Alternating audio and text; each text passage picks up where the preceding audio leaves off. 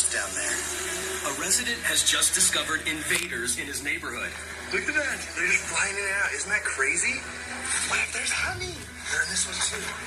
Bees have set up shop in a pair of curbside water utility boxes. I'm going to pop it open and see what's in there. Bad idea. But his curiosity compels him to see more. Stuck on here really tight. It doesn't even occur to him that these could be Africanized honeybees, or as most people know them, killer bees. Holy crap!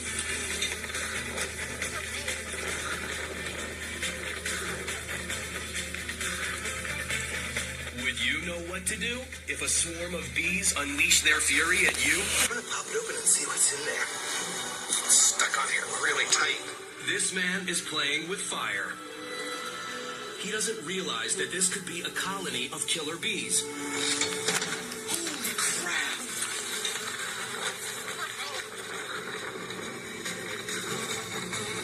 Panic takes over.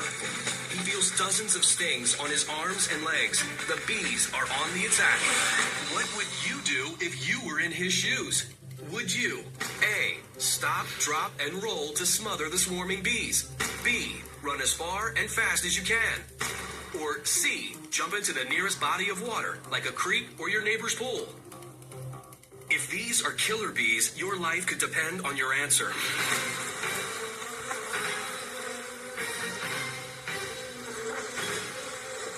The name killer bees arises because Africanized bees are more likely to swarm and attack than honeybees. Killer bees are found in southern states and the Southwest. He's being attacked by bees. Oh no, the little girl! Africanized honeybees originated in tropical and subtropical climates. As of right now, they seem to be most concentrated in those tropical, warm areas, the southwest U.S. deserts, such as Arizona, New Mexico, and West Texas. There can be as many as 80,000 killer bees in a single colony, and usually only experts can tell the difference between killer bees and their more docile cousins. Typically, they'll be found at water sources. They tend to be aggressive and will fly at your face, usually towards your eyes. If you get stung hundreds of times, your chance of survival is quite low. Usually shock sets in, and people either usually die from asphyxiation or heart failure. They got killer bees down there. Don't go that way.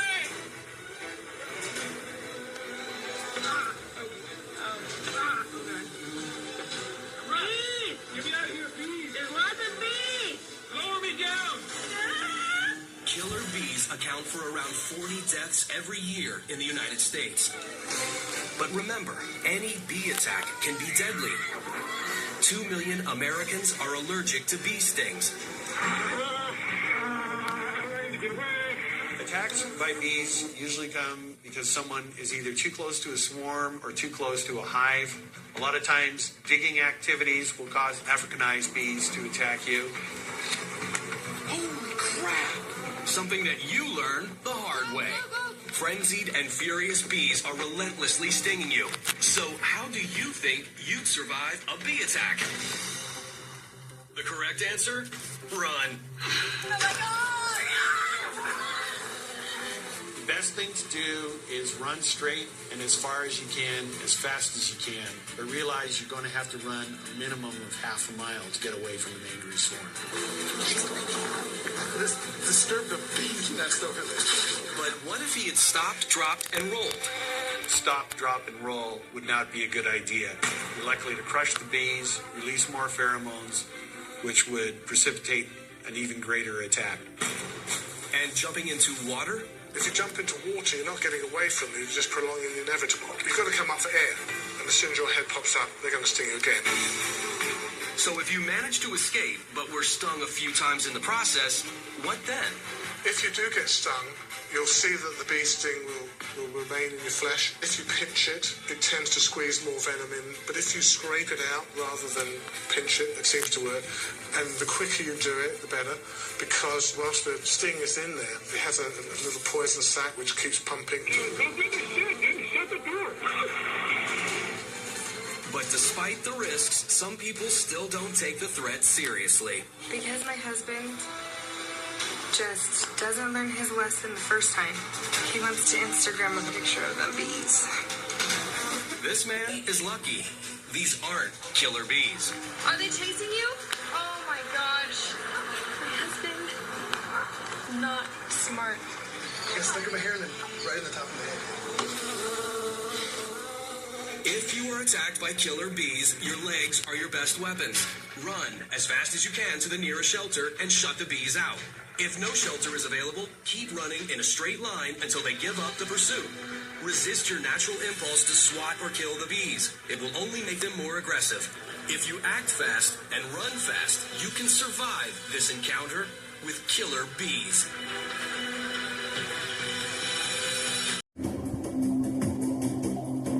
You're snorkeling on a rugged and beautiful shore. Below you, a wonderland of coastal life.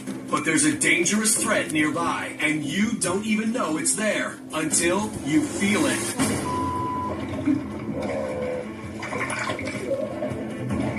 Searing pain races across your legs. Panicked, you struggle to breathe. You've just felt the sting of a jellyfish. Clawing your way toward the beach, you desperately try to formulate a plan to deal with the poisonous sting. You'd better think fast. Would you? A. Pee on the area where you were stung. B. Scrape the sore skin to remove tiny jellyfish stingers. Or C. Douse the stung area with vinegar. One of these answers will bring you relief, but what do you really know about your see-through assailant? Jellyfish are cnidarians, which is a kind of invertebrate, and the ones that we see tend to be large and gelatinous and medusa-shaped, which is why their sort of cap is called a medusa. They're about 95% water, and the rest is a bit like jello. So that's why they're known as jellyfish. Jellies can be found in coastal waters all year, but in some places their population seems to increase as temperatures rise in the spring. Bloodless, boneless, and brainless, jellyfish have been swimming in the oceans for at least 500 million years. One of the secrets to their success? Poisonous and painful venom, delivered through barbed, microscopic stingers called nematocysts. Nematocysts are incredibly small, like a little hook into your skin, and there's hundreds of thousands of nematocysts that can be discharged at one time. So when you touch it, it's basically a spring-loaded probe that just goes right into you and delivers the venom into there. When it's hunting and going along and a fish just happens into its path, it paralyzes it basically, and then the other tentacles kind of pull it up so it can be digested. Jellyfish don't actively attack, they react. The toxic venom can stop predators and prey dead in their tracks, and that includes humans. Jellyfish can even deliver their agonizing sting when they're dead. One of the commonest ways that people get stung is that when they're near shore, the tentacles break off the jellyfish. And so you can't even see the main jelly, and the tentacles can be so thin that you don't realize that there are any stinging cells in the water. You'll get a sting that you notice, and it can be kind of like an electric shock, and then you get maybe little marks here. If there's multiple, you can look like you've been whipped with a whip or just like an electric cord or something like that, because there's so many strikes, if you will, of where the nematocyst is charged. And experts have found that jellyfish numbers are dramatically increasing in the Earth's oceans. Because our oceans are warming up, slowly but surely, some scientists believe that jellies will be really common in our oceans. That's bad news for beachgoers. If you're in deep water and you get stung and it's so painful, or you get surprised by it, you might inhale some water and then get into trouble of being so much pain that you really can't swim yourself out. You start struggling. So more of the deaths from jellyfish stings are probably a result of drowning deaths rather than the venom itself. And here you are. The pain is unbearable. Do you know what's the right thing to do? There are different treatments for different jellyfish stings.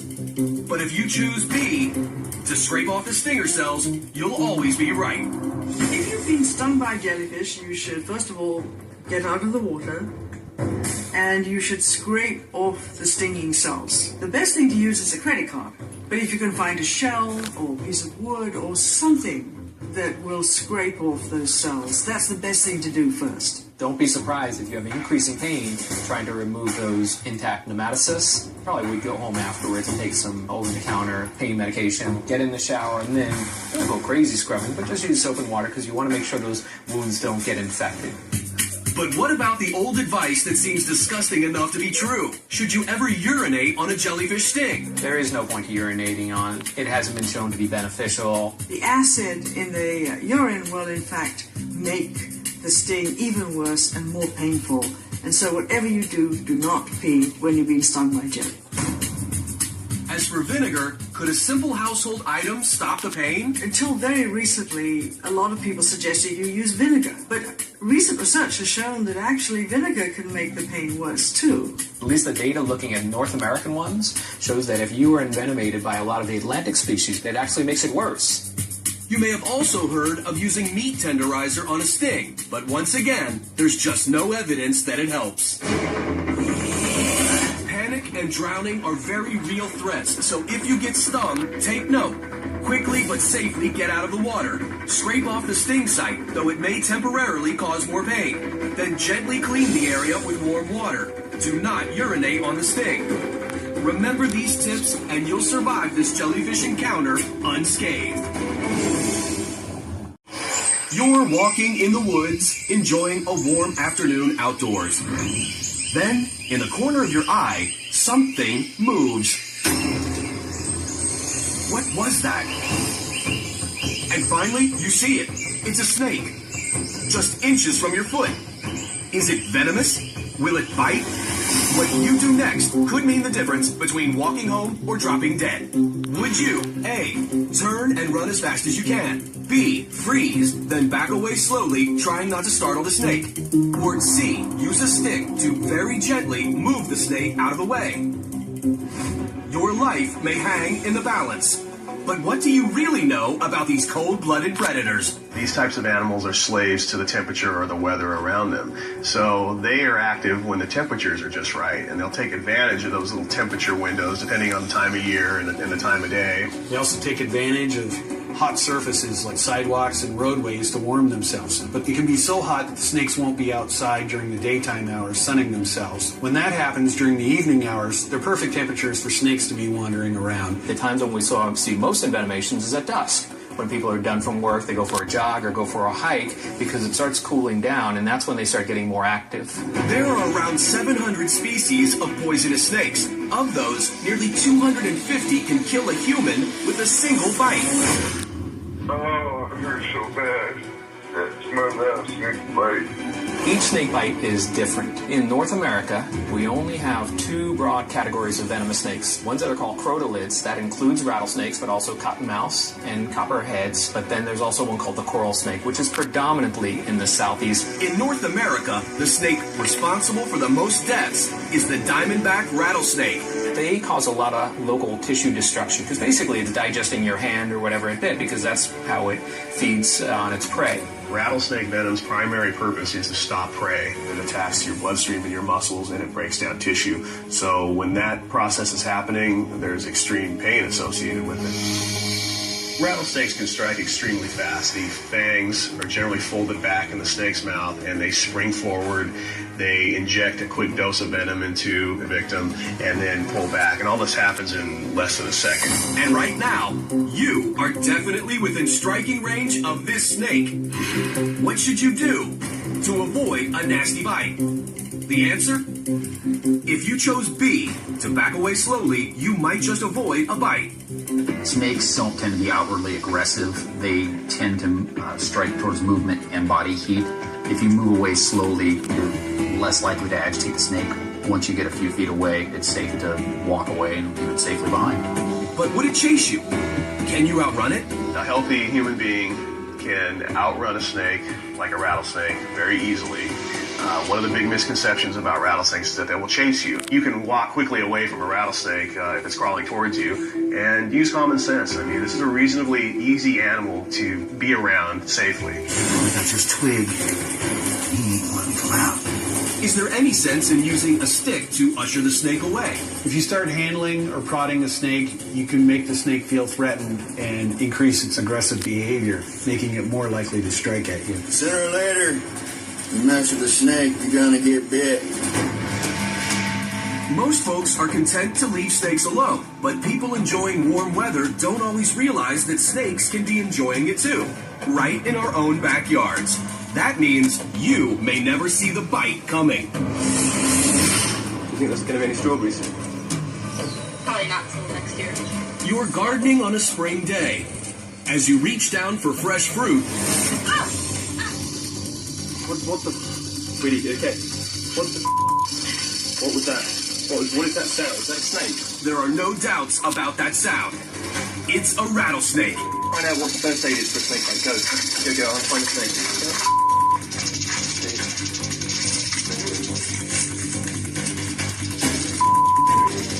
It just sunk its fangs into your hand. Now what? Should you A. Put a tourniquet on your arm, B. Cut the bite and suck out the poison, or C. Elevate the bite? Really hurts. In addition to making a beeline for the hospital, your best bet is C. Elevate the bite area. A lot of us actually recommend to elevate it because unlike with a cobra bite or other types of snakes like that they really paralyze you, what we worry about is more the local tissue destruction. That takes hours and hours for that to fully occur. I feel like my hand is being eaten by rattles and The most important things to do, though, is to remove any constrictive clothing or jewelry, because as that swelling progresses, it's going to actually become a tourniquet. But wouldn't a tourniquet or other wrap stop the venom from spreading? A tourniquet is not recommended with most rattlesnake bites. Isolating a venom from a large rattlesnake bite, for instance, in a limb would just allow it to destroy your fingers and your arms quicker. As the swelling progresses, you can cut off the veins, and then your hand or your arm doesn't get any more blood supply, and it dies. As for sucking the poison out, the cut and suck method of removing venom from a snake bite is often portrayed in television and movies, but has no place in first aid treatment. The venom's not delivered where the holes are. Their fangs are actually fairly long, so you don't know exactly where the venom was delivered, and it's not going to probably come out even if you tried that. You're going to expose yourself to more bleeding. You're probably not going to get a great deal of poison out, and you've got to consider that whoever's doing the sucking is going to get the poison in their mouth, which is certainly something nobody wants. While bites from poisonous snakes in the U.S. can cause serious damage and inflict massive amounts of pain, they are very rarely fatal. It is extremely uncommon for people to die from a rattlesnake bite, copperhead, or cottonmouth. There's about 8,000 bites per year, and there's probably less than 5 deaths. Come on. In this case, the woman's boyfriend quickly rushes her to the hospital. That hurt so bad. Even though doctors administer several doses of antivenom, her arm still swells dramatically. It's a painful experience, but she survives. Most of us aren't snake experts, so if you encounter a serpent in the wild, follow this advice. Freeze, slowly back away, and take care not to agitate the snake. If you do feel the sting of a poisonous snake bite, don't panic. Elevate the bite and get to a hospital ASAP. got bit by a rattlesnake.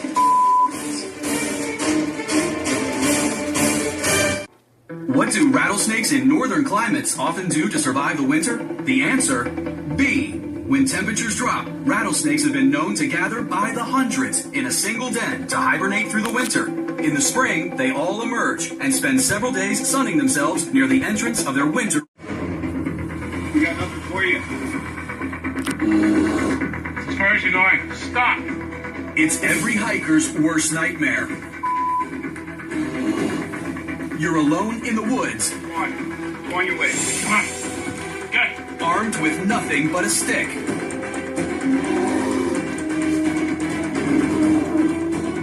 Stay away. Stay away. And a black bear has you marked as a target.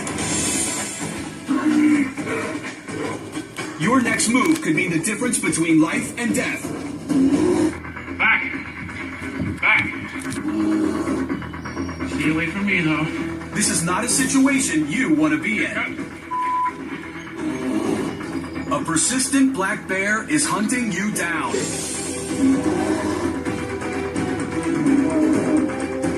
We're not good. We can't do this. And you're armed with only your wits and a walking stick. So what would you do if a black bear was stalking you? Would you A, run away as fast as you possibly can? B, hightail it up the nearest tall tree you can find? Or C, make noise, stand your ground, and prepare to fight? With the bear closing in fast, you have to make a choice. But just what are you up against? Black bears are the most common bear in North America. They weigh typically about 200 pounds and 5 feet. It's considered full grown. Some bears could get much larger. Males have been known to top 800 pounds and almost 8 feet in length. The more that human beings start to inhabit and live in wild country, the more there's going to be those encounters with wild animals. We're pushing them out of their homes. Wild animals such as bears, they'll be looking for something to eat.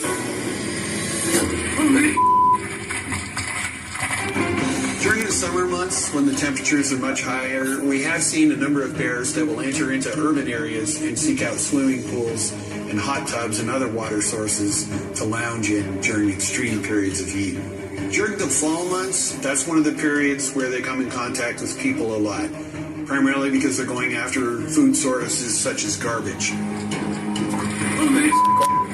The majority of bear attacks are usually precipitated because somebody surprised a bear, either got too close to it or came around a turn or a corner and there was a bear.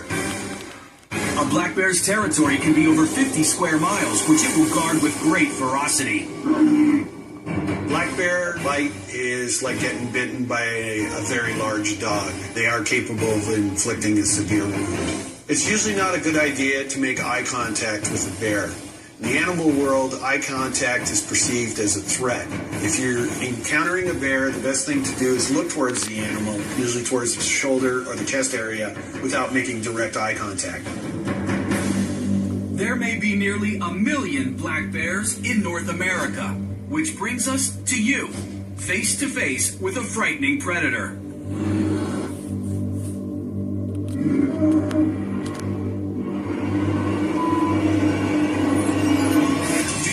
What you do to live through this terrifying encounter. If you thought C, make noise and get ready to fight, would be a death sentence, think again. It might just save your life.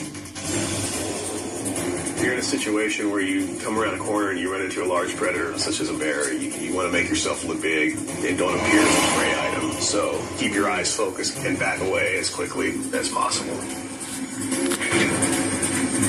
But if the bear still attacks, go on the offensive. The best thing to do if attacked by a black bear is to fight back. The majority of black bear attacks are from bears that are angered at your presence. They're territorial encounters. Therefore, bears are not likely to be trying to prey upon you or feed upon you.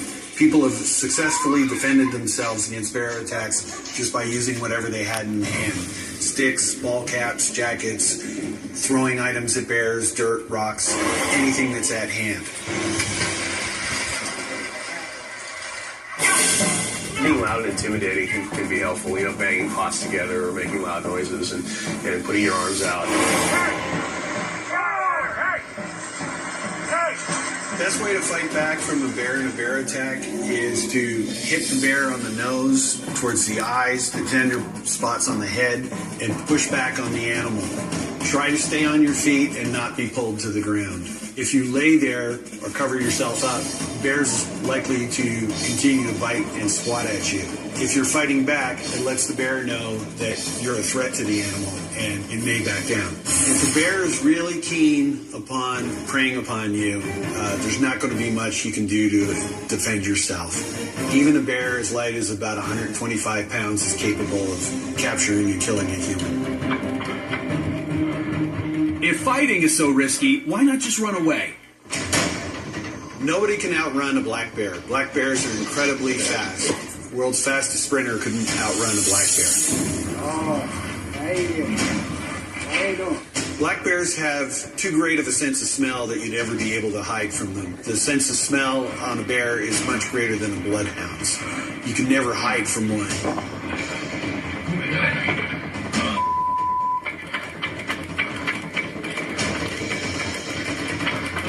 A lot of animals, when they're seen running, are viewed as prey items to predatory animals such as bears. As for taking refuge in a tree, what the heck are you doing? See for yourself.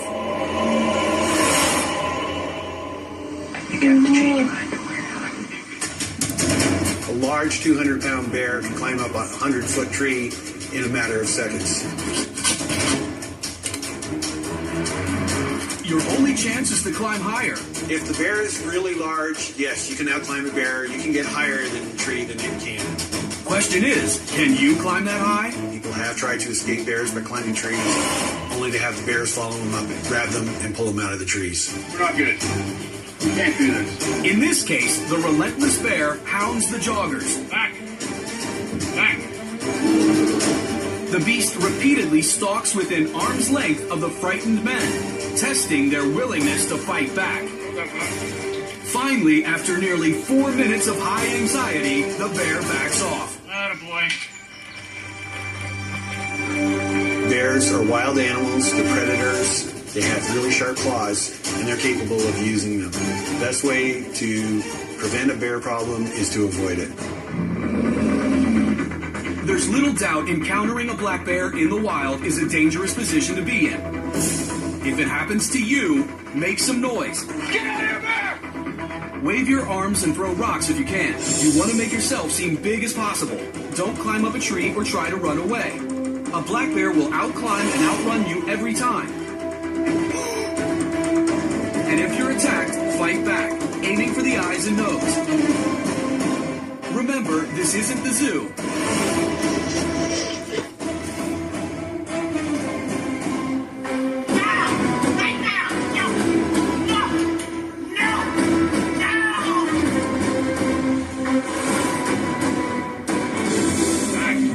A black bear can hibernate without eating or drinking? Researchers have recorded bears hibernating for over 7 months, more than half a year.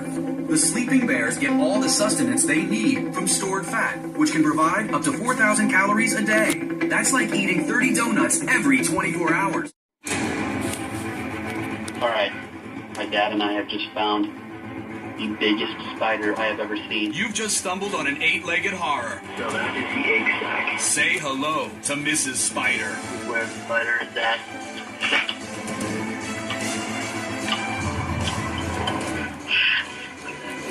You're no expert, but you're pretty sure it's a notorious brown recluse. The quarter. And it's huge. That's when you do something you're going to regret. Oh! Dang it. Got me right in the finger. Oh, geez. You've been bit by what you think is a poisonous brown recluse. You need to act fast, but what is the first thing you should do? Should you, A, slow the spread of venom by applying a hot compress to the area, B, wash the bite with soap and water, or C, get to the nearest hospital for a shot of anti-venom stat? You've heard the horror stories about this creepy crawler, but what's the truth about this 8-legged nightmare? The brown recluse spider is a very common spider in North and South America. It's pretty much found everywhere in parts of South and Central America, but in the United States it's only really found in the Midwest and the South. Brown recluses are pretty much a tropical kind of spider. They tend to like dry environments, warm and dry locations. They don't seem to get very far north. The brown recluse will be in places where there's not a whole lot of disturbed territory. They'll be in the eaves of your attic. They'll be under your house in the places where you don't usually get to, like the crawl space or the basement. Its name says it all. It likes to be left alone, but if you sit on it, it might bite you. Or in this case, if you provoked it. Ow! Dang it. Got me right in the finger. Oh, geez. So you think you can survive the bite of a poisonous spider? The real question is, what would you do first? Your best chance for survival starts with B. Wash the bite well with soap and water. If you think you've been bitten, it's absolutely recommended that you wash with soap and water, whether it's a bee sting or a spider bite, or you just have something you're not quite sure what it is. You want to sort of wash out with physical motion the bacteria that are getting into the cut. What about soothing your skin with a hot compress? Hot compresses, cold compresses don't really have much effect either way. They can make you feel a little bit better, but they're not going to affect the outcome of any kind of bite or sting. Ow. He's biting me. Ow. As for immediately getting to the nearest hospital for antivenom, for brown recluse spider bites, there's no antivenom needed or produced. The truth of the matter is, in brown recluse spider bites, almost everybody will get better without any kind of intervention whatsoever. The thing that we worry about that you'll see on the internet are these ulcerating lesions. Most of the time, they are from bacterial infections that are superimposed on something, and the people just blame the spider. Spiders get blamed for every kind of bite, bump, papule, pustule, nodule, noodle, anything that's on people's skin. Occasionally there are some components of the spider's venom that could cause injuries to the skin, and you can end up getting some necrosis that could develop over several days to weeks. For the most part, I would not recommend going straight to the hospital just because you think you may have been bitten by brown recluse. luckily for this curious man, that's not a brown recluse. It's a giant house spider. Ow! But if it were a brown recluse, here's what you should do. Wash the bite with soap and water and monitor your symptoms. Seek medical attention if symptoms progress or if there are any signs of infection. When in doubt, call your doctor. With luck, the only long-term effect of this spider's bite will be a serious case of the heebie-jeebies. The population of brown recluse spiders will grow in the next few decades. Warmer temperatures due to climate change means brown recluse spiders will spread further north. By 2050, it's estimated these venomous spiders will be established as far north as Michigan and South Dakota. If a brisk hike in the woods isn't exciting enough for you, what in the hell? Just add a close encounter with a mountain lion. With its speed, this big cat could be on you in seconds if it wants. Question is, how do you convince this alpha predator you're not prey? Should you? A. Turn and run as fast as you can. B. Crouch low to the ground and remain still. Or C. Throw rocks at the ferocious feline. The key is knowing more about this wild animal. Mountain lions are found primarily west of the Mississippi, the Rocky Mountain states, and the Pacific Northwest. Mountainous areas, forests, desert areas. They feed primarily on deer, and wherever deer populations are doing well, you're going to find mountain lions. An estimated 30,000 mountain lions live in the United States, and increasingly near human populations. Mountain lion over there. There's a mountain lion over there. There is a huge misconception that mountain lions invade our territories. They have no options sometimes than to cross paths with humans. Droughts devastate natural food resources. When grasses and fruits and berries and nuts are not available for the mountain lion's prey to feed on, that means those animals die off. The mountain lions don't have any food, and so they have to broaden their search for food, which often leads into overlapping with human territories. It's rare that mountain lions attack people, but it does happen. Usually it's because they see you as a prey item, and they're trying to capture, kill you, and feed upon you.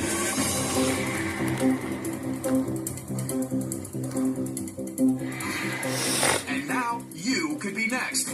So if you were face to face with a mountain lion, what would you do to protect yourself?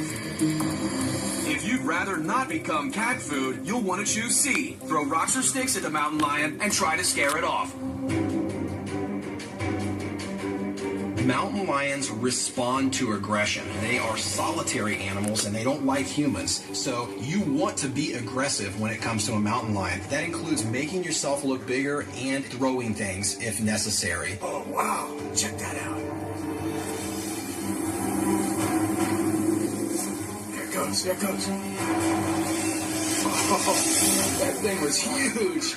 If it is backing away from you, you want to back away. If it is stalking you and coming towards you, you want to match that behavior with equal and greater aggression. But if you choose to run, the result could be disastrous. Mountain lions, being cats, will instinctively pounce on prey items that are either running away from them or in front of them. Therefore, it's never a good idea to try and run away from a mountain lion. you're not going to outrun a mountain lion. It can run up to 50 miles an hour. That's almost twice as fast as the world's fastest human. And then, to top it off, you're exposing its preferred kill spot, the back of your neck. It's going to catch you, it's going to bite the back of your neck, and it's going to kill you. Crouching down low is another bad idea that puts you at a disadvantage. Crouching down puts you in the exact same position as its natural prey, four-legged animals, and exposes the back of your neck. If you're in your backyard and a mountain lion is acting aggressive, you want to return that. These cats can literally jump 30 to 40 feet in a matter of seconds. Even if there's only a few feet between you and your back door, you never want to turn your back on a mountain lion. If you don't look or act like a target, chances are you won't be a lion's next victim. So make yourself look big and make a lot of noise. Throw rocks or sticks at the lion to intimidate it. Do not crouch down or try to run away. The lion may want to give chase. So now you know how to avoid becoming a prize in this magnificent hunter's trophy case. You want to make yourself look as big as humanly possible. This is absolutely a strategy to deter a mountain lion attack.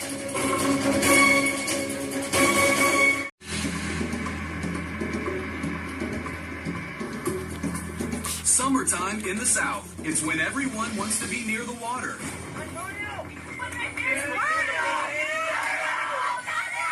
But there's something in the water that wants to be near you.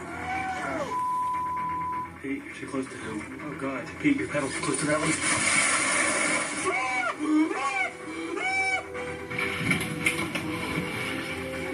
one. Spring and summer is prime gator mating season. And that's when the big reptiles are most aggressive. They bite harder than a great white shark, and a swat of their tail could break your leg.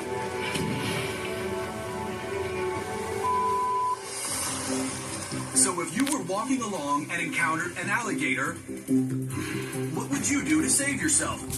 Would you A, run away hard and fast in a straight line, B, climb up a tree, wall, or a fence, or C, back away slowly and steadily? Before you answer, what do you really know about the alligator? Alligators are mostly found on our side of the world. They say that the direct ancestor of today's alligators goes back about 37 million years, but either way, they've been around for a very long time, and their body type and behaviors really haven't changed much, which says that they're a very successful animal. Go down low, stay low. You're going to go just above the bottom jaw, and then on the way out. On the way out. Alligators are found in about 10 states in the eastern part of the United States. They range from 8 inches long when they're little babies to over 15 feet, and a very old individual might live to be 20 feet long. Alligators start breeding in early March, and that season can last all the way until midsummer. All animals are more aggressive during the mating and breeding season, and alligators are absolutely no exception.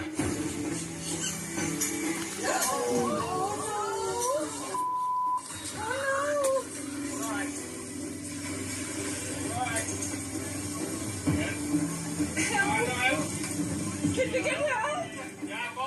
Please get help! The ideal conditions for an alligator attack would be during breeding season on a very hot day. Because during the breeding season, they're already going to be agitated and very aware, and then a hot day will just raise their metabolism and make them all that much able to attack something.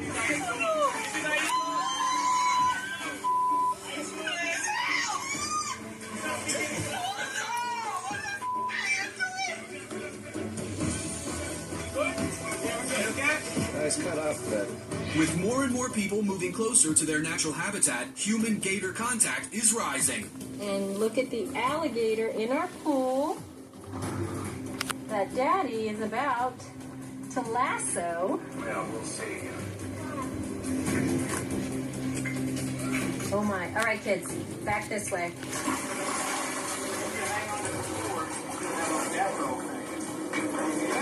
Yeah. An alligator can do two things absolutely perfectly. It can survive and it can kill. And in order to survive, it must kill. Eyes off. Eyes off. An alligator is not picky about what it eats. It will literally eat any living organism, or dead for that matter. Alligators sometimes will position themselves in a ready to leap or ready to have a short burst of energy right before they attack. That's the best thing you can do is spot an alligator before they spot you. And here you are, face to face with the legendary killer. So how would you get away before the gator gets you? The correct answer is A, run away in a straight line, and you better do it fast. Well, if you're being chased by an alligator, you need to absolutely start running in a straight line as soon as humanly possible. Alligators can run up to 20 miles per hour, and your average human can only run about 12 to 15 miles per hour. But alligators can only run fast in short bursts. So as long as you get a head start, you have a really good chance of outrunning an alligator. Really, the first several feet are critical. You just want to get away from that alligator as quickly as possible. The common myth about running from alligators and crocodiles is to run in a zigzag pattern, and that is absolutely the wrong thing to do. The only thing that's going to happen if you run in a zigzag pattern away from an alligator is you're just going to wear yourself out faster. Okay, they're fast, but gators can't really climb trees, can they? Shockingly, alligators are very good climbers. When a spot on the ground is not available for them to sun, they have been known to actually climb up into trees. Not only can alligators climb fences and trees, but they can jump surprising distances. This is actually how they ambush their prey. They lay in wait underwater, wait for prey to come close to the water's edge, and then jump out of the water, sometimes 6 to 10 feet, in order to capture prey. Oh! What about backing away slowly? Back up, buddy. With some apex predators, backing away slowly is a good strategy. With an alligator, you don't want any slow movements. You want to get as much distance in between you and that alligator as fast as humanly possible. So you might stand a chance of escaping a gator on land, but what if you were in the water? Alligators love the water. This is their home, and this is where they perform the best. They can absolutely stay underwater a lot longer than humans can, and this is how they typically kill their prey. They drag it into water and try to drown it. It should go without saying, the safest way to see a gator is at a distance. But if you find yourself close to one, run away as fast as you can in a straight line. This is a creature that has honed its survival skills since the beginning of time. There were versions of alligators roaming the earth with dinosaurs. And as a survival instructor, I have a lot of respect for the alligator. So how cold does it have to get before they stop feeding? Even a comfortable 70-degree night is too cool for these cold-blooded reptiles, who rely on the heat to maintain their body temperature. And if the ambient temperature drops below 55 degrees, an alligator will go totally dormant.